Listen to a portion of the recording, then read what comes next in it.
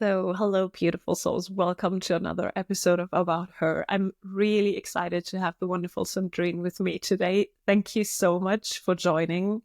I'm so happy to have you. And we had a bit of a struggle to find a time, and now it's even more juicy to have you on there. So, thank you so much, Sandrine. And I would love to start with you telling us a bit more about you so that people know about the amazing work you are doing. So my name is Sandrine, I'm French, and I have been an energy healer for 15 years now, and energy teacher for 10 years. And I have written two card decks to work about light and shadow parts and archetypes. And I've been teaching to many, many people, and I really like to share what I've discovered on healing sessions, on one-to-one healing sessions. And that's the things I like to do. I came to energy healing because I needed it myself. Yeah, you have to first work on yourself before you share it to anyone else. But because I have had a very hard childhood, and I was very angry all the time. So I really need to heal that. This is why I started that at the beginning, to heal myself. Our challenges, isn't it, that brings us to our gifts or brings us to our purpose. Yeah. If we are, yeah, that's true.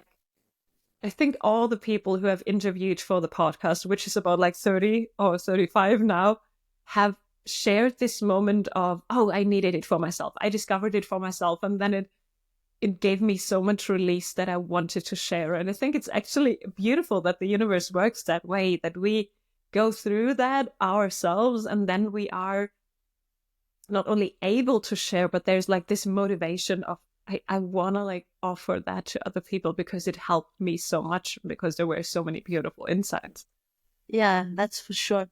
I always say to my students, we are like, mountain guides. We can't take people to path we haven't walked first. It should be too dangerous to do that. So you really have to work for yourself, on yourself first, discover things that you can or can't do, and then you can share it, but not the other way around. It doesn't work. Yes, I agree. And I love the picture. Thank you so much for sharing, because, often there's this, I don't know if you have encountered that too, but especially in the field of psychology or therapy, there often is this outside belief of, oh, okay, she's a therapist, she needs that for herself, and there's kind of this like being looked down at, as if you're a therapist, you need to have it all together all the time. And I think nothing could be further from the truth, but it doesn't say that if you don't have it together, you are not able to support others. On the contrary, I think, like you said, we need to walk that path ourselves and to really being able to support others. So if people struggle with their own stuff, it doesn't mean that they can't help others. Yeah, as long as they work on that. Yes. It's more about like being a few steps ahead, maybe. Yeah, that's true. That's exactly what it is. But it doesn't mean that we are already like struggle free or healed or however people call it. I don't think there's such a thing as... No, I don't think there's such a thing. Exactly. I think I think all our lives we're going to have challenges to come over, and it's okay, because this is how we grow, this is how we expand, this is how we learn more and more. And I think there is one thing that is very nice and very magic, is called resilience. Is when you know that you're not perfect, but you have overcome enough to share. And this is the nice part of it. That's really beautiful. I feel it gives us the maybe the humbleness to stay grounded. And we talked a bit before we hit record about the ego, to not go into the ego too much just because we kind of figure something out that works for us. and we teach it to others, so that there's kind of, a balance between the insights, but not getting to a place where we feel like, oh, that's the only solution, because there isn't the only solution. Just like you say, being on a path and taking people with us on a path that we already know a bit, and then walking together and discovering new things together. So it's kind of a beautiful co-creation. Yeah, and we are always teaching and learning from each other. I means when I'm teaching to people, I know that at some point I'm going to learn something from them too. And this is where humbleness is very useful, because if you think that you can teach and they know nothing, you can never learn from them. And when you know that you will obviously learn something, then it's more, and we all equals in some points. Not because I have done more work on myself that I'm better or that I'm superior in whatever. No, no way. I'm just one person walking my way and trying to, give tips to other people. Okay, mind your feet. Here, there's a rock. Like that. Yeah. Yes. But yeah. That makes the work you do much more powerful, because it's not up there. It's not like the guru state, but it's like we're doing that together, and I can learn from you. And I think it's beautiful how the universe is designed that way, that we can each mirror the other one and learn from the other one. So there's always that energy balance of giving and taking. And even though you might have a much more deep knowledge around the work of energy, someone else can teach you about something else. So it doesn't have to be on the same topic, but we are always intertwining our wisdom and our insights and create something really new together when being open and curious. I think that's a big point that needs to be there before we can actually start learning from each other, is kind of the open approach going into a situation or a relationship. Yeah, it's true. And also because sometimes people who haven't done much work on themselves, they are quite coming over in a healing session, for example, they are quite a challenge, because you have to find new ways to use your tools. And so they are teaching you something. Maybe they don't teach you proper tools, but they teach you about yourself, about patience, about being tolerant also, because some people are much resistant and they take a long time to do a path that we could walk on 2 days or 2 sessions, and they take 10. And so they teach you about patience. And some people teach you about some things they've read and you've never learned about, you've never heard about that. So it's always being open and being receptive. So it's about I love that. that, because that's what I wanted to ask you about your cards and like the topic of curiosity, because you mentioned before we are kind of never finished with growing, evolving, learning. And I 100% agree on this. But sometimes there's the path, like kind of a dividing of the path to say, like, oh my God, I'm never finished. And you can kind of go into that goes on forever. I'm never healed, kind of drained energy. Or you can choose that curiosity. And I think a wonderful way, maybe for me personally or for the women in my world, is to use tools as crystals or cards, something that has this mysticism to it, but also the tangibility of having something we can look at to spark that curiosity and to say, like, okay, well, yeah, of course, I'm always learning and it's kind of a must, but I can make it really joyful. And it can be such a sweet, nourishing experience to learn, to grow, to work on my shadows, to overcome challenges. It doesn't have to be. I'm a strong believer that it doesn't have to be a horrible experience to work on your shadows, but it can be something that is really beautiful and inspiring. And I think cards are a wonderful tool. So I would love to know what you shared a bit before we hit record, what brought you to creating these cards. What's your intention behind the way you did them? Well, at the beginning, really, I had no intention of creating them. As I said before, it just came to me. I was working on myself a lot, and I told you, I was very angry, and I had all these things stuck in the shadow. Okay. And I was meditating a lot to understand myself better, to just be soft with me, because I had not been for a long time soft with myself.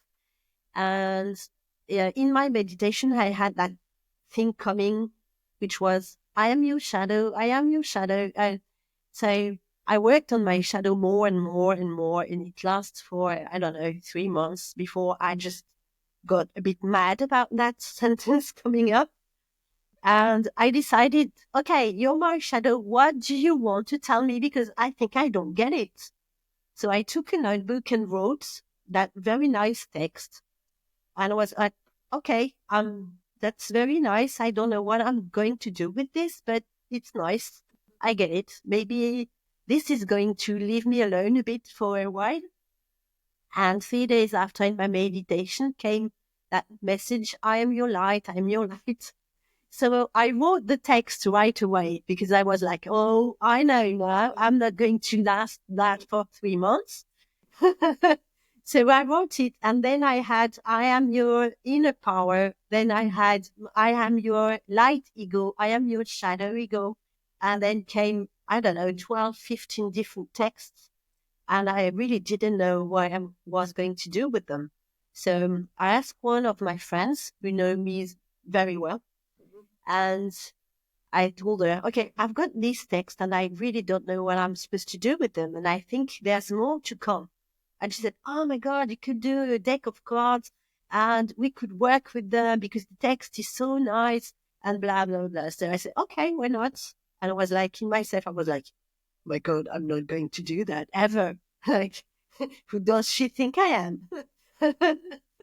But I let the idea flow, because I know that if you're stuck in resistance, it hurts.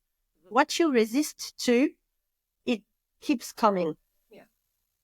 So you never get rid of it, actually, because you resist, it gets bigger and bigger and bigger. And so at one point you have to let go. So I would just like, okay, whatever comes, comes. I don't know. And I ended up with, I don't know, that's 52 cards in the deck. Lot, actually, lots of them. And at the end of them, because there's different families in the deck, there's light and shadow and light emotions like joy and peace and so on, and shadow emotions like grief, like which have two sides. Obviously, they all have two sides, right? Like anger, like fear, and so on. And there's another one. The last family I had at the beginning was the archetypes, because this is something I really work a lot with. And it's very important because it helps people understand the way they function, their patterns and everything. And I showed it to another friend, and he told me, okay, darling, you know what? This deck is absolutely wonderful. I really love it. But the archetypes, they've got nothing to do with that. You have to take them out. I'll make a full deck of them because there's not enough. Yeah. And you have to find another family to, I don't know, make a bridge between shadow and light. So I had to work on 8 more cards, which are double, like sun and moon, like strength and weakness, control and letting go, and so on. And so it shows like being selfish and being generous. Sometimes being selfish is a good thing because you need time for yourself. You need to think about yourself because you are walking through a difficult time and you need to focus on yourself. And sometimes generosity is obviously, when you say it, it's better than a selfishness. But sometimes generosity is too much because where is your place in your place when you just always give out, always your time, your energy, and you keep nothing for yourself. So this is the balance, right? And Beautiful. there's balance in everything. You need to balance everything. Sometimes frustration is in the shadow part. But sometimes it's good to experience frustration because it takes you to know whatever you want. Yeah. Takes you to learn something. What doesn't it work? It's frustrating when it doesn't. I know that. But sometimes learning why it's not working takes you to a wise place. Yeah. So frustration is a good thing to go through, you know? And this is how the second deck of cards came at after that, because I had to write all the other cards, and there's 52 as well about archetypes. Wait, what? Thank you so much, Erin. That is so inspiring. And I think it's really beautiful how the universe is actually very stubborn and not letting go if it wants us to do certain things, even though you said resistance came up or you like had no motivation, no intention to do it. But then again, there's almost no choice to do certain things if the universe really insists on them. And the beauty that comes out of that, and I think like the support you can give others with arts is immense. So in hindsight, it's quite logical why everything that way. But during that time, we talked about briefly about like the unknown and trusting into what you have no idea what's coming. That's just a situation you described. You had no idea what it was about, why you needed to write down these texts. So there's often other people we kind of involve in finding Yeah. the clarity. Yeah, it's very important to remember that we don't walk alone. And sometimes we walk ahead of people because we have to take them with us because we have learned something we can share. And sometimes it's important to remember that these people who are behind, they also have wisdom. They also have a way to see you that you can't have. So turning to them and ask them for help, it's very good because this is where we are all teachers and students in life. Yeah. Yes, it's really beautiful. We talked about that a bit before. We're like learning from our clients and learning from the people we are in Yeah. work relationship with, because there is no good or less good when it comes to life lessons, basically. So I think that's really important to remember that even though someone else is more far ahead, it doesn't mean you cannot support them in a different way. And in my work with clients, a lot of like the imposter syndrome comes up, and I think it's really relevant in here, as Yeah. that's often like, I don't know enough, or I have not enough proof of whatever I'm doing, and therefore we kind of doubt that we are actually valuable in that area. And it's not that way. Like he said, the people behind you can give you a totally different perspective on yourself, on the world. They can see something really different. When we stay with the image of walking a path together, they can see something that you haven't seen.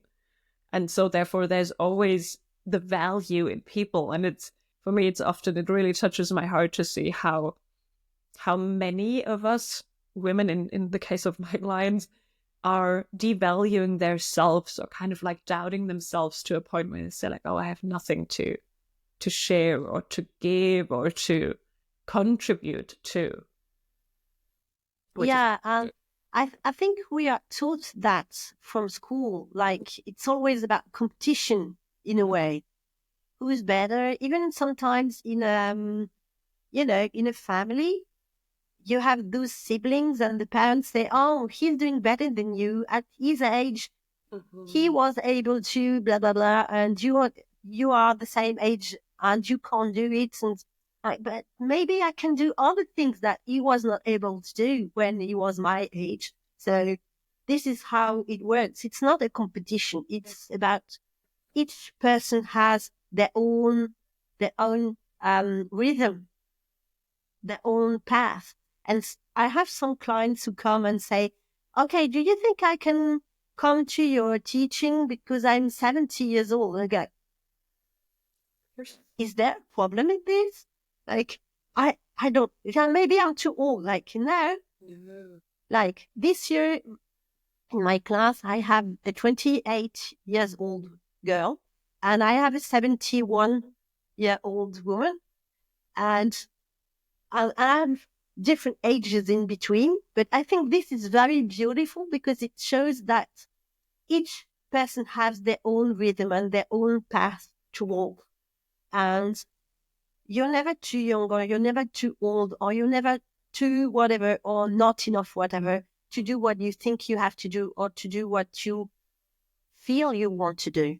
So it's not a thing of competition. It's a thing of just trust what's inside of you and just go for it.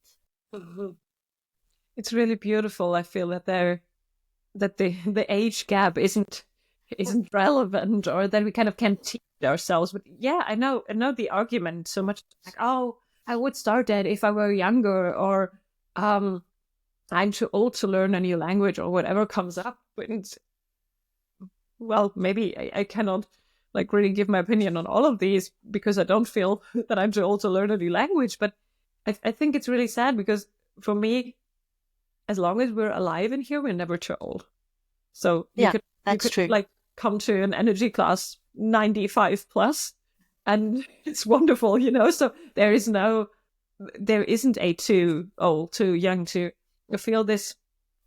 At least when I grew up, within the community that I was, and I've experienced that with other clients as well. So it's definitely not only Germany in the 90s, but there's like, you need to fit into a box, and if you're not perfectly fitting into that box, then something is wrong with you. That's the way school works here. It's like always based on picking mistakes instead of looking at where your strengths are. And it's the same way that people interact with each other in these school systems. Most often is like, oh, you're not fitting in there. Something is not right.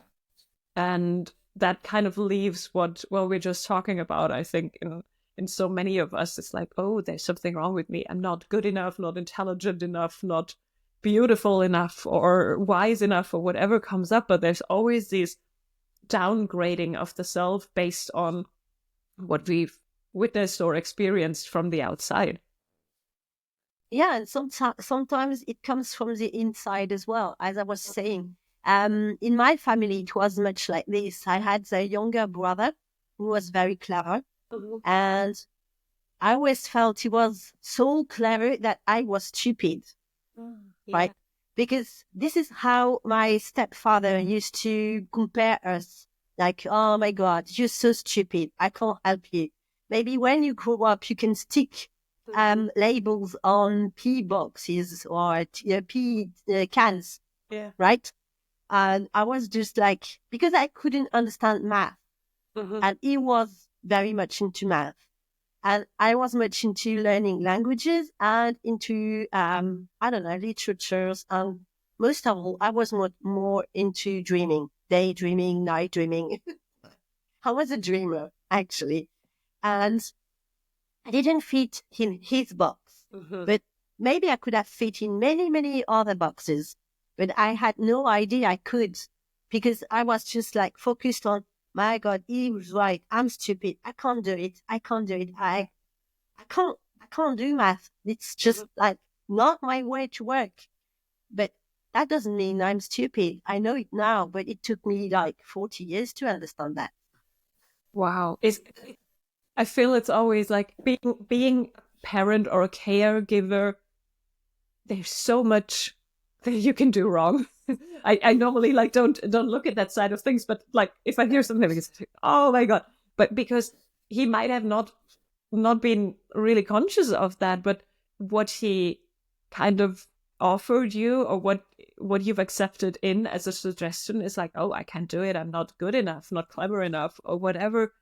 And it's Me too. I only learned in my 30s that I'm able to accept information in or reject it. I don't have to like take everything in that other people say about me. And so I think Yeah. like I'm really happy I can like now teach that to my kid, because I would have loved to know that in an early age, that if someone says I was too not good at math, and I too thought I'm stupid. My parents didn't say that, but kind of school suggested, oh, you're not good at that. You're kind of like, why are you not getting it as fast as the others? It was just not mine. And I think depending on who we are raised with, who we're spending time with, we can very easily develop this like, oh, I'm compared to that person or that level of knowledge, I fall short of that, and therefore that's a bad thing.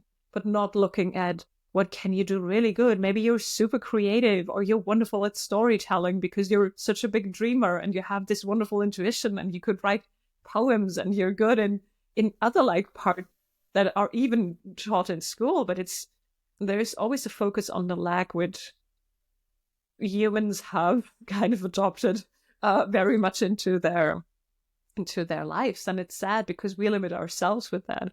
So I would love to know, like, what was it for you? Maybe not one thing, but that you helped you overcome that really early on installed belief of I cannot do that. I'm stupid when it comes to math. Actually, I am going to relate that to one of my archetypes, which is the rebel. And my rebel inside was like, okay, you think I'm not able to do anything? I'm going to show you. Oh, yeah. So I was like a kind of a rebel warrior I developed at some point. And I was like, okay, let's go. I'm going to go to university and show you that I can do languages, that I can do many things that you don't think I can, because you down loop on them, because they are not worthy for you, because you think that math are everything. And I'm going to learn Spanish and English and be fluent in both of them. And then I'm going to show you. And this is how I overcome that. I think I had that very, I don't know, very strong. This was built on anger. I understood that much later, but it just angered me so much to be treated that way that at some point I just used that fire of anger and just, okay, now I've got that strength that anger gives me, and I'm gonna just like break everything you think I can't do except math, because I can't. Like, it's okay, I can't, but I can show you that I can do anything else. So, Yeah, there's so much wisdom in there, because we talked about that briefly before, that there's emotions that we kind of see more as good or bad, light or shadow, but you can always alchemize the darker things or the more shadowy things into the light. So that's exactly what you did. You kind of took that anger, and instead of letting it consume you and give up, which you could have easily done as well, you did for saying like, okay, I can show you and myself that I'm able to do so many things. And then, yeah, that's true. like the phoenix rising out of roof. Rising out of the fire of anger. Yeah. Yes. Yeah, that's true. I'm asking this because I feel that's something I'm working a lot with, this victim mentality that is a collective, really big thing. And that we're always blaming someone else for how we are operating or navigating our lives, and often not taking on the responsibility to say like, but it's my choice. And even though my past was not ideal, whose was, I can stay in the victim suffering mentality, or I do something with it and I transmute it. And I really love to help people shift perspectives to see even their challenges as something that benefits them if they choose to walk that path. Because there's always something you could learn, always something you can transmute into even the worst scenarios. Not that they need to happen, but if they have happened, then there's something that we can learn from them. Yeah, and that's called resilience. Yeah. Learning from the worst. Yes. But the victim energy is much, it's like everything else. There's a shadow part of it. Like, you know, the, oh my God, I can't do it. It's not my fault. It's my parents, the world, it's blah, blah, blah, blah. But you know what I'm talking about. And there's the light of the victim energy, and the light of the victim energy can be called victory. It's like, I've done everything. I'm still alive. I've lived through this, and I'm still standing on my 2 feet. So there is nothing I can't do because I've been through that. I'm still here.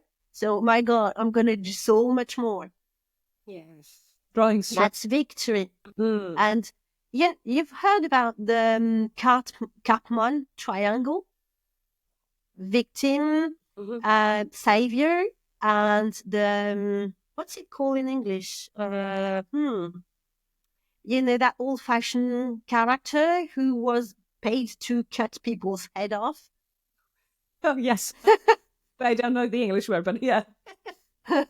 Well, that character, even this one is good in one side, because this is a Karpman triangle. So you've got these 3 characters, okay? The bad man, let's call it that way, because I don't remember the English name for it. The savior and the victim. If you don't want to be the victim, you have to be the other 2 if you haven't healed your wounds, right? So you can be the bad guy who's going to cut everyone's head off, like, this is not my fault, this is yours, and you're going to have to save me. I need a savior, right? Or you are going to save the world because you can't save yourself, okay? So you have to play one of the 3 roles. But it's going much further, because the victim can sometimes just decide, okay, I'm not going to cut everyone's head off, and I can't save the world. So I am going to save myself, but it's going to take a lot of my energy. So I'm going to become a warrior. I am a warrior, and I can be a dark warrior and send everyone on the war path. Like, everyone comes to me, it's not fair, blah, blah, blah, blah, come, blah. And I'm at war with everyone and everything. Or I can be a light warrior and try to find out how can bring light into my life. How can I see all the things I've lived through and take the experience? Okay, I know that because I've been through it. I can help you because I know what you're going through. I might not have lived exactly what you are living now, but I have lived something very hard too. So I can take your hand and take you with me for a bit of the path I have walked. And I can show you the light side of that path. And it's very interesting, that thing, because you can choose and you can live like as if it was not a power that you have, and stay in the victim dark side. So it's not mine to decide. I can't help it. It's not my fault. I don't have any power, blah, blah, blah. But in reality, we all have that power. We all have that inside of us. Or we wouldn't be here anymore. Yes. If we have lived through it, we have the strength to make it better. Yes. I agree. And often it's about remembering or helping people remember that they have the strength. Because, like, for me, every challenge, and it took me a long time to realize that and really wrap my head around it, every challenge is there because you can overcome it. The universe is not going to break you. So whatever happens to you, how easy to handle or how hard to handle, you are strong enough to do so. And you can, like you said, draw a lot of strength from your victimhood if you choose to see, like, I've overcome this, nothing can shock me now. There's this deep, almost devil may care attitude of, I'm going through everything what comes next, no matter what, because I've lived through that experience, and that gives me so much power, so much strength, so much trust in myself, because I could have easily given up, but I haven't. So there's a lot to draw out of that situation.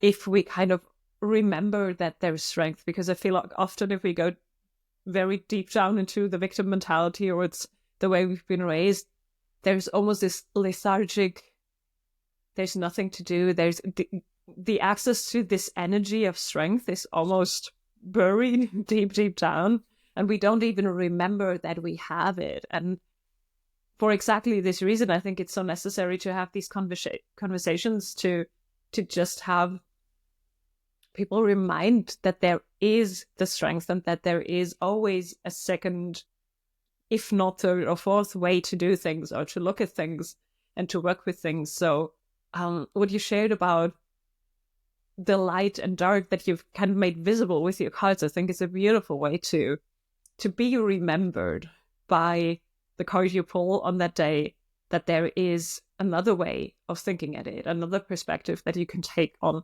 so that there's this spark that then can lead you to the way of looking from another perspective. Yeah, it's very important to understand that because you have to overcome things doesn't mean that you have to do it yourself all alone. You have plenty of people here to help you. But the thing that you can't forget is that there are actually plenty of people to help you, but they can't save you. The only person who can save you is yourself. Like, you can't expect people to have a magical wand and take every problems out of your life and make everything that you've lived before be bright and shiny and nice. No, it's not going to happen. Never. Nobody can do that. But those people who take your hand and help you walk that path can show you, okay, this was hard. What did you learn from that? How that make you you? And you would be different if you hadn't lived this. So this is a big strength that you have built through that experience. And if you can share sometimes I share some of my experience, especially in the training, and I explain to people, okay, I've been through this and I'm not angry anymore, because I realized that at some point I was angry enough to save myself. And to use that anger not against everyone else, but for me. And this is such a difference. Yes. Yes. I feel there's the difference between like choosing you or staying in the disempowerment, or even between like health or sickness, because at some point, if you don't release these trapped emotions, they kind of can make your body sick. And yeah, it's totally logical that they do, but you can also say like, okay, I'm using this for me. I'm building something out of that. Not necessarily to show others, but maybe even to show others, but to show myself that I can do that, and that this thing that once disempowered me doesn't have the power over me anymore. So you mentioned the magic wand, and I think like we have that for ourselves, because we can rewrite our story. So nobody else can do it for you, definitely not, but you can go back if you wish to these past experiences, and when we've changed our perspective enough, things heal, and maybe the things you remember are different. So you kind of heal that past wound, which reflects back into the future in a different way. So maybe there is no more anger to that childhood thing that happened to you, because you now are at peace with it, or you even can see the good things that have come out of that. So you kind of rewrite your story completely, and that is really magical, I think. If you're brave enough to look at it for a moment. Yeah, I'm brave enough to forgive. Not, maybe if someone has hurt you very deeply, you don't have to forgive that person. It doesn't, forgiveness is not like turning to them and say, okay, it's okay. Like, no, sometimes it's not. But sometimes forgiveness is like, okay, what you did to me was not okay, but I'm not going to let you make me suffer again and again and again for the rest of my life, because obviously you don't care. So I'm just going to decide that you take responsibility or not for this, but I'm giving back to you that thing that you did to me. And from that thing, I just decide to grow stronger, to grow better, because I know that I'm never going to do that to anyone else first. This is wisdom. Yeah. Because I know how to be nice when that person was not. Yeah. And I know where to hold my hand to someone who has gone through the same thing and say, okay, I understand. And you can live through it. At some point, you're going to feel so alive from that it's going to be such a strength. It's going to be so exciting to be alive after all this.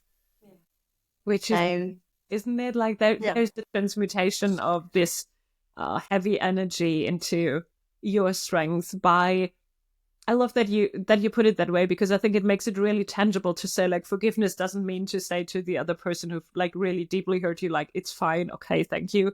It can, but it can also be like the giving back that energy so that you don't have to live through it, and you need to also forgive yourself in that process for maybe taking that on for a long time or whatever the story might be. But there's the separation of these energies at some point so that you can step back into your strength and don't be weighed down by that big baggage that you have held for a long time, that like hindered you from climbing the mountain. To come back to the picture we had before. Yeah, well, that's right. Oh no, my life was so heavy. I've had all these horrible experiences. I cannot do whatever. And actually, that's not true. That's not true. Yeah. And forgiving oneself is very important too, because sometimes we feel guilty for whatever happened to us when we were a child. Think like, maybe I was bad, maybe I was not nice enough, maybe I was not quiet enough. So we grew up thinking that we have to be the best, we have to be the quietest person in the world, we have to not make noise, not show up, not whatever. And we don't dare being ourselves. They're like, stop that. There's nothing to do with this. It has nothing to do with you. That person was hurt and she just couldn't stand it, and she just hurt you in return so that she was not alone on a hurting path. But if we heal from this, we stop that hurting other people to make like, oh, I'm not alone to suffer. That's good. Like, no, because you've hurt someone else to feel better. It's not working. No. Like healing other people or showing other people like you can live through it and you can make something beautiful out of it. It's much empowering than hurting other people because you've been hurt yourself. Yeah. So forgiveness is that path. Yes, I agree. And it's interesting that you mentioned that, because since a few days in my head, there is this old saying. I think my grandparents have lived through that kind of communication with their family of like, when someone cries or someone is like upset, then it's like, oh, you're upset. I now give you something to be upset about. And then there's a lot of like, violent, emotional or physical even happening. And that's like a classical sentence that I've heard mirrored back from a lot of people. That is so horrible when you think about it, but that's often how things have worked, to say like, okay, you need to care for yourself in a way that you push others away or make others suffer the same, like you say, or even like devaluate the feelings of others because you can't stand them maybe, or because you don't want to be reminded of your own struggles. So therefore we are kind of like really harsh to others to protect ourselves, but for what costs? It's a really big price people pay for that kind of protective mechanism, instead of forgiving and saying like, it is things have been really not nice in my life, but I choose to call back my power. I choose to do it differently. I choose to not raise my kids that way, or not treat my friends and family that way, because I want to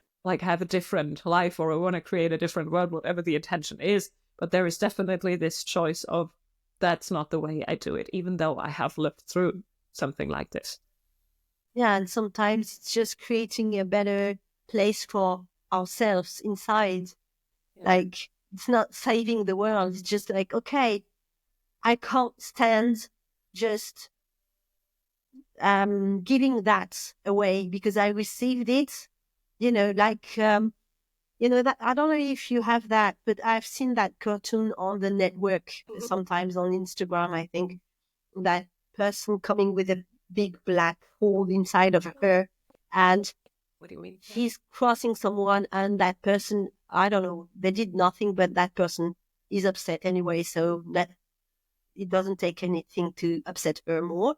And she's like, "Whoa, la, la," and she gives that black hole she shares that black hole to that person, and that person shares that black hole to whomever, blah, blah, blah. And it's not very difficult to just like, okay, that's mine. Doesn't have to do, that has nothing to do with anyone else. Yeah. Maybe someone gave it to me, but the way I deal with this is mine. Yes. Like, okay, someone hurt me, someone blamed me or whatever they did when I was a kid, but what I do with this is mine. And I have to choose what I'm going to do with this, or I'm going to transmute that into light, into wisdom, into, I don't know, something nice, or I just share it just the way it is. Mm-hmm. And I'm angry, I'm just sharing anger. Okay, that's a choice, but you're angry, use that to change the world, or use that to change yourself first before changing the whole world. You have to change yourself. And then you transmute it and you've dealt with it. And that's a point to understand that whatever you feel is yours. It's not anyone else. This is where the victim comes to light and becomes the victory. Okay, I understand. You did that to me. The way I feel is mine. The response. And I'm not going to give you power and feel bad for the rest of my life. I don't want that. Yeah. Yeah. Yes, 100%. Giving the stuff back to other people, like the black hole. This image is really beautiful. I've seen it, and I think it's really nice to have a visual to that, because often it's like, oh, that people was just so angry and now I'm angry. But like really seeing that and seeing that, yeah, okay, that might be a feeling that you perceive, but it's your choice if you take on anger or if you make something with it. And there are a few spiritual teachers I follow for a long time who always point out that the moment you experience something, there is a resonance within your field. And I really believe that strongly, that if you have anger or an angry person coming at you, then there's some anger somewhere inside of you, somewhere you are on the same frequency. So that's why that is coming to you. And then you can really shift from the, oh, that person gave you their anger, to why did it come? What's in me? What's the anger inside of me? And how can I let go of that? So you take on that responsibility, like you mentioned just now, back to yourself and say, like, I don't want to live through that. I don't want to be angry. That anger is now within me. And it's not like kind of teaching the other person. I think that's something that we often like want to do with our anger, to say like, now you made me angry, but that's not the case. It's like on you if you have it to do whatever with it, but it's your choice what you do and no one else's. And therefore learning that, I imagine a world where, I'm a big idealist, so I imagine a world where that will be taught in school, if kids can learn how, like, emotional one-on-one, how to transmute their anger or work through these issues. Kids are often so harsh without meaning it, and then someone else is really hurt or deeply kind of takes that on. But how do we deal with that? If we could learn that from an early age on, how different would the world be if kids have access to that kind of wisdom, or to energy work or meditation on an early age, maybe within school, and experimenting with this way of information, this way of being taught. I think that for me that sounds really wonderful. So Yeah, and it would be the best because there's something called non-violent communication, Yes, I know a lot of. and you're supposed in that way to communicate. You're supposed to start all your sentence with I, like not never. You made me angry. No, I feel angry because Yeah. something you did, but that person did this, and so many people don't feel angry about it, but you do. It's not them who made you angry. It's because that anger was actually inside of you, and that sparkled it, right? It's just like a sparkle comes and set it on fire, but it's yours. So it's I feel angry because it hurts me because blah blah blah whatever, and how can I work on that place where anger is still resonating? Where does that anger comes from in the first place? Not that person, but maybe not the one before, but maybe very, very earlier on. And it's still there. Okay, it's still there. Okay, I still have to work on this. I have to forgive myself for carrying it. I still have to forgive myself to letting this take my power over joy or peace or whatever was supposed to be here in the first place. Yeah. But Moment we it's reflect. Yes. yeah. Sorry. um is that reminds me of the work with the archetype cards that you designed, like this really coming back to realizing, okay, it's in me, and where does it come from, or how can I transmute it? What is it that wants to be seen there? Because if this anger is in me for that long of a period, and I'm attracting more anger through it, then there's something that wants to be looked at. What is it that I can transmute this with? How can I like shift out of this way of living into something more empowered? Yeah, this is usually how I use my cards, Mm-hmm. the archetype cards. And when I feel something that I know I can't really understand, and I can't, it's overwhelming, and I can't really feel where it comes from. I just ask the game and the deck card and say, okay, what archetype is trying to tell me something? Okay. And all those cards have a shadow and the light part. And they usually, well, the one I pick is always very relevant anyway. Amen. And maybe it's, I don't know, whatever. But the base of all of this is the inner child anyway. It all comes back at some point to the inner child. I think the inner child is the, the maestro of all our personalities. It's if your inner child is healthy and joyful and happy, then everything's okay. The rest comes, it's like when you build a house, if the floor, the basement is not stable, if it's not flat enough, well, the house might be not very solid, very, how can I say that? Might be quite rumbling, and well, the inner child is our basement. Everything we build after that is built on that energy. So it's very important to come back often to that inner child and, okay, what can I do to make that part of me safe? Yes. I have to look back. What is there to understand, to work on, to acknowledge that I haven't already, to make that part of me safe and feel peaceful That's how we and creative. Yes, yes. Oh, beautiful. You said your cards are only available in France at the moment? Yeah, at the moment, I hope they're going to be translated soon, but Yeah. I don't know. I hope so. And there's a book to come. Oh, amazing. It's coming out in June. I am going to really insist on the fact that it could be translated because it's all about archetypes and how it works. And there's a bit of energy healing at the end of the book too, Amazing. understanding chakras and the way chakras work. on the way we are interacting with people. Oh, So I need to I really hope. relearn my French so that I can get or translated by my husband. I'm not quite sure. Or maybe there's an option if you ever translate it, then that's the easier. I'm not sure I'm able to translate it. I've done a lot of translation, but into French because this is my mother tongue and it's easier. But translating into, even if you speak it very well, it's still not your basic language. So it's going to be clumsy.